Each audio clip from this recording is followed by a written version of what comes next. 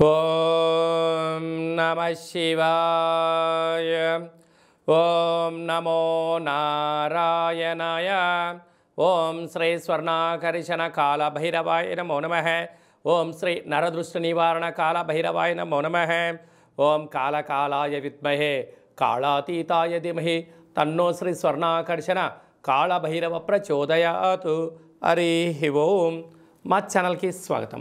చూస్తున్న వీక్షకులకు, ప్రేక్షకులకు, ప్రియ కాళభైరవ భగవద్బంధులకి స్వాగతం పలుకుతూ మమ్మల్ని ఎంతగానో ఆదరిస్తూ ఉండబడినటువంటి ప్రియ సోదరీమణులకు, జ్యోతిష్య అభిమానులకు, సనాతన ధర్మ సంరక్షకులకు అందరికీ కూడా హోళికా పూర్ణిమ శుభాకాంక్షలు.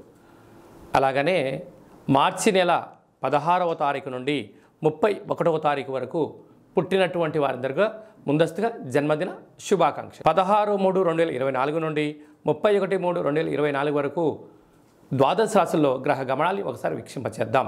మేషరాశిలో గురు సంచార స్థితి, కన్యరాశిలో కేతు సంచార స్థితి, కుంభరాశిలో కుజుడు శుక్రుడు మరియు శని సంచార స్థితి, మీనరాశిలో రవి బుధ మరియు రాహు సంచార స్థితితో ద్వాదశ రాశుల్లో గ్రహ గమనాలు ఈ విధంగా ఉన్నాయి.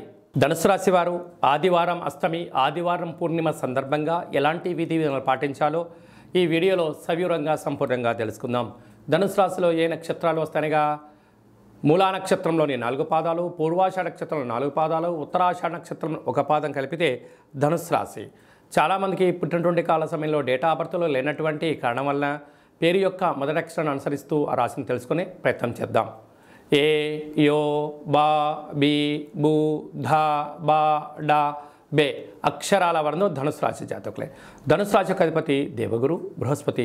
వీరికి తృతీయంలో కుజుడు శుక్రుడు శని సంచార స్థితి, అర్ధాష్టమ రవి, అర్ధాష్టమ బుధుడు, అర్ధాష్టమ రాహు, పంచమ స్థానంలో గురువు, రాజ్యస్థానంలో కేతు సంచారం చేసినప్పుడు ఎలా ఉంటుందా అంటే వృత్తులలో, ఉద్యోగాల్లో, వ్యాపారాల్లో పై అధికారులతో నిత్యము ఏదో తెలియని ఒక ఆందోళన.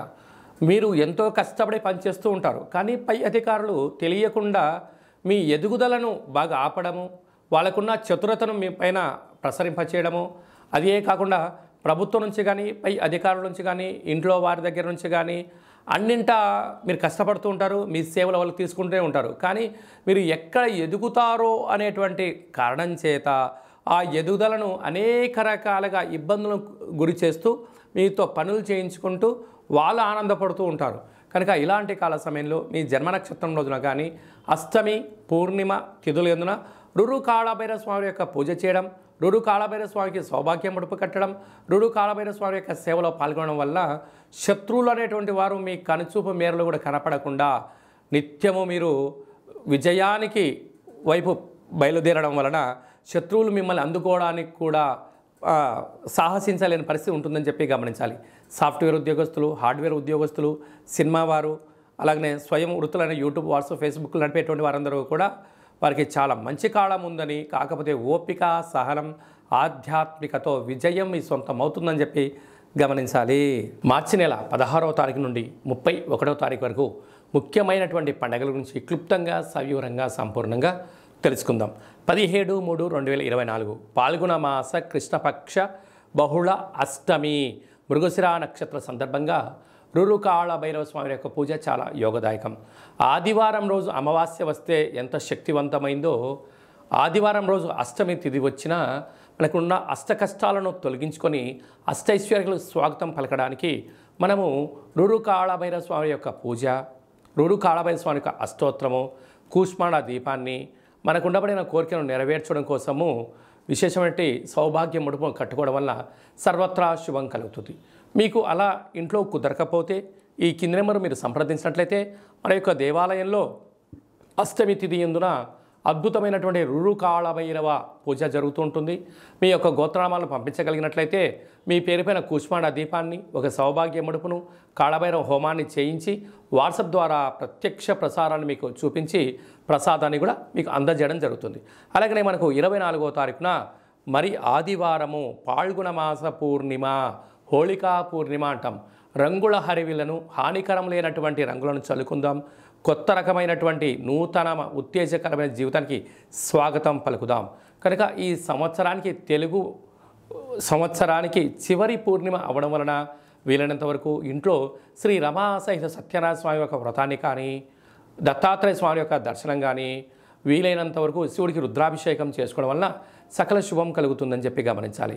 అలాగే మీకు ఇంట్లో కుదరకపోతే ఈ కింద నెంబర్ సంప్రదించినట్లయితే మన యొక్క దేవాలయంలో హోళికా పూర్ణిమకు సంబంధించినటువంటి ప్రత్యేకమైనటువంటి నరదృష్టి శత్రు ప్రభావాలు తొలగించడానికి రూరు కాళభైరవ హోమం జరుగుతుంది కనుక ఆసక్తి గలవారు ఈ కింద నెంబర్ సంప్రదించి మీ గోత్రనామాలు పంపించగలిగినట్లయితే వీడియో కాల్ ద్వారా మీకు చూపించి ప్రసాదాన్ని కూడా అందజేయడం జరుగుతుంది.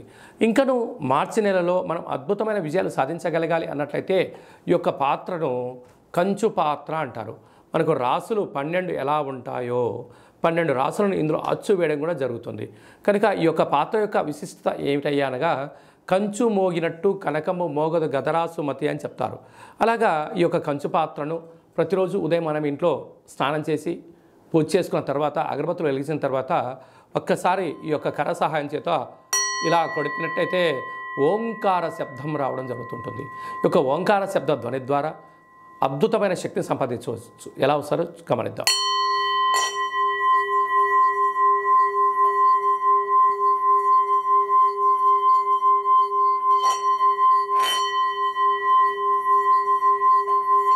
ఈ శబ్ద తరంగాల ద్వారా గృహంలో ఉండబడినటువంటి జ్యేష్ఠాదేవి అనగా దురదృష్ట దేవత బయటికెళ్ళి గ్రామంలో సంచరించేటువంటి మహాలక్ష్మీదేవి అమ్మవారు మన ఇంట్లోకి స్వాగతం పలుకుతుంది. అలాగే మనకు నరదృష్టి యొక్క ప్రభావాలు ఉన్న యంత్ర మంత్ర తాంత్రికపరమైనటువంటి దోషాలు ఏమైనా ఉన్నా కూడా తొలగిపోతాయని చెప్పి గమనించాలి.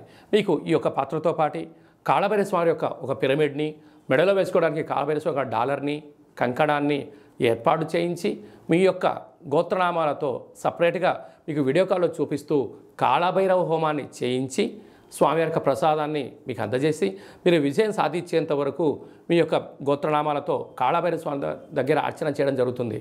కనుక ఈ అక్షయ పాత్రను సొంతం చేసుకుందాం, అష్ట కష్టాలను దూరం చేసుకుందాం, అష్టైశ్వర్యాలకు స్వాగతం పలుకుదాం. కనుక ఆసక్తి గలవారు ఈ కింద నెంబర్ సంప్రదించవచ్చు.